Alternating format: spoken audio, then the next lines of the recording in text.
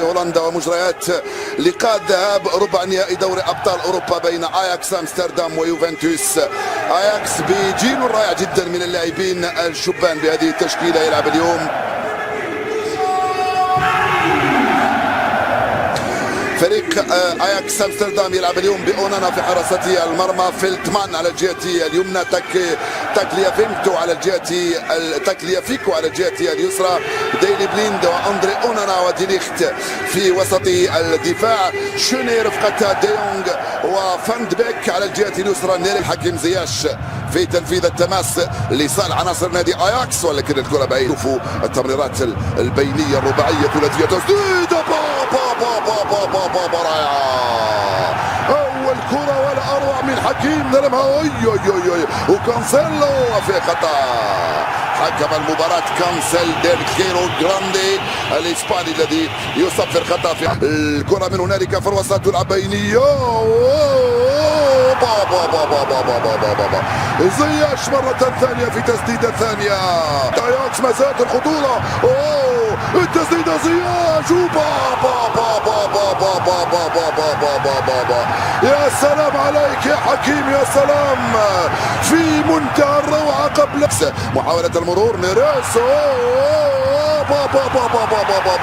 يمين الحارس تشيسني والدفاع ومسا نيريس يلعبها بينية. هاي كرة خطيرة، هاي خطيرة، هاي خطيرة أرضية وخطيرة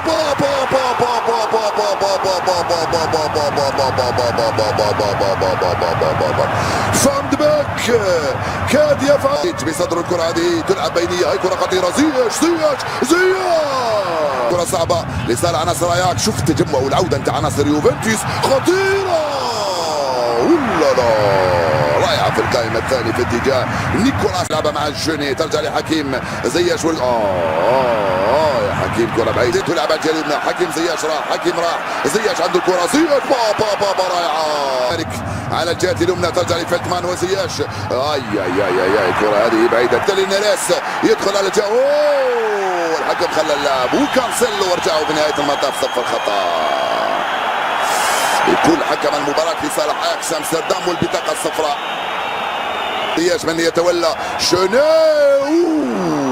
في اتجاه كانسيلو، يدخل كانسيلو يوصل كانسيلو برناردو خطيرة بابا جول رونالدو، جول عند الدقيقة 45. كريستيانو رونالدو يدخل، لاعب نيريس مازال نيريس بابا جول نيريس فعلها الاياكس.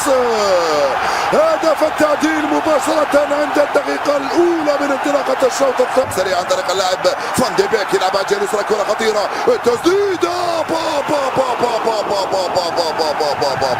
نيفيس مرة ثانية، انطلق من هنالك تاكليافيكو، الكرة البينية تسلل وضعية التسلل، يرفع الراية حكم المباراة من امام دافيد نيفيس. كان زياش يطلبها مازال، الكرة خطيرة، محاولة المرور والتغطية هنالك، الحكم خلى اللاعب أرضية، التسديدة ولكنها بعيدة. اليمنى التسديدة أرضية مازال عن طريق اللاعب فان بيك، يلعب أرضية لزياش يوصلها اليمنى، التسديدة نيريس التسديدة بابا دفاع نيريس وزياش وجول التسديدة. لو وصلت هذه الكرة يوصلها مرة ثانية لصالح عناصر اياكس. الآن في الوسط يلعبها مع المدافع ديليخت التغطية من روجاني، وصلت على الجهة اليسرى تلعب بعيدة، ليوناردو بونوسياش مازال بابا خطيرة، تلعب بينية وفوق الباب كرة جول ضاعت من هيكل كون.